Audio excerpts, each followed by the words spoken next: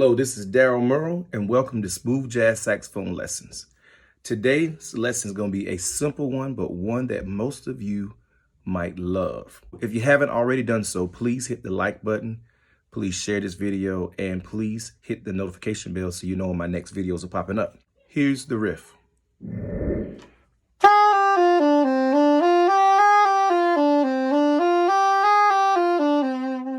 Real time, you can do stuff like this.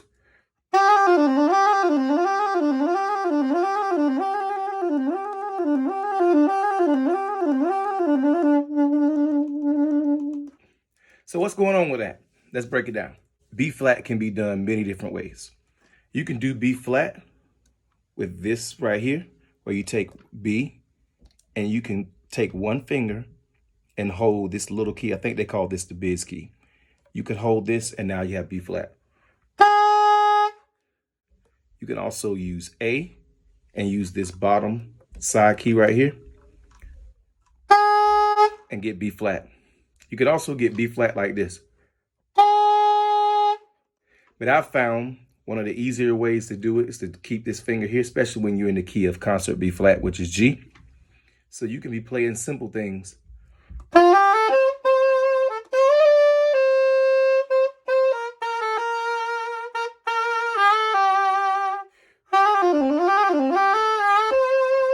This is how you're going to practice it.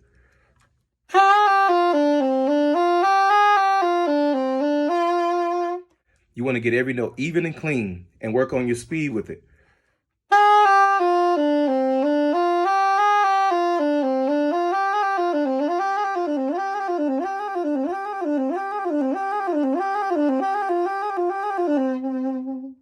So now, how would I use that if I was playing something?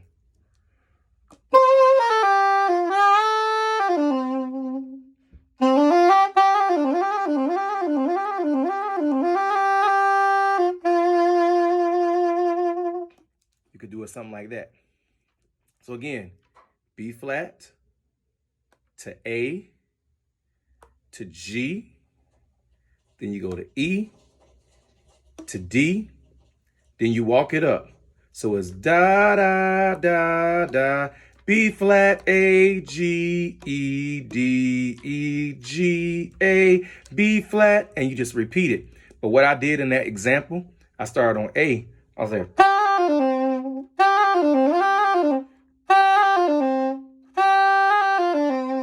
I didn't start on B flat, I started on A. I went up to B flat and I went down what we did. Well, like one thing I always teach is you got to be creative and musical with things you learn. So I can start you off in a direction with a lick, but I still want you to play around with it, and you might find a way that sings it. You might find a way to sing it through your instrument differently than the way I do it, and that's fine. So the foundation is this.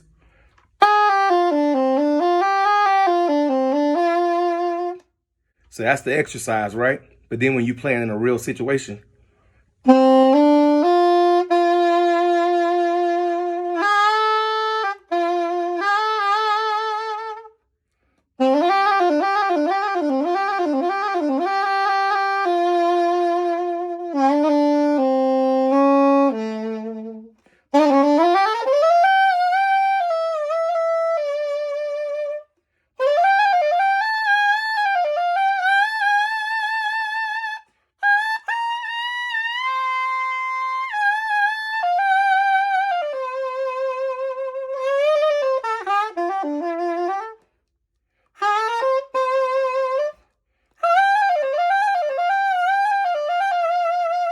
I try to play that many times over and over again to show you different ways you can play with it.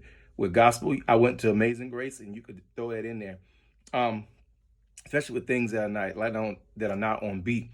If you're playing like Amazing Grace and you have your own time into it, you can do riffs longer like that, and it adds a little flavor to it. If you're playing something else, let me see.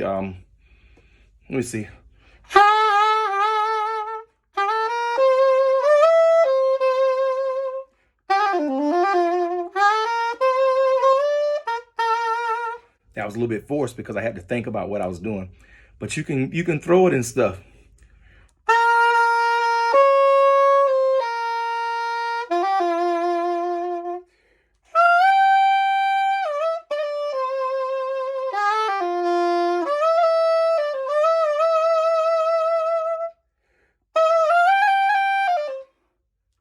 Caught that?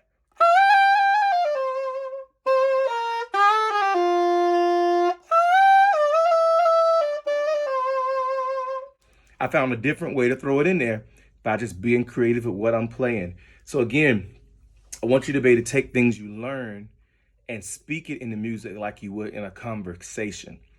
Don't get to the place to where you're so busy thinking about music and thinking about the theory behind everything that you're doing that you can't feel and then respond to music and express yourself, because that's when you're going to get the best you.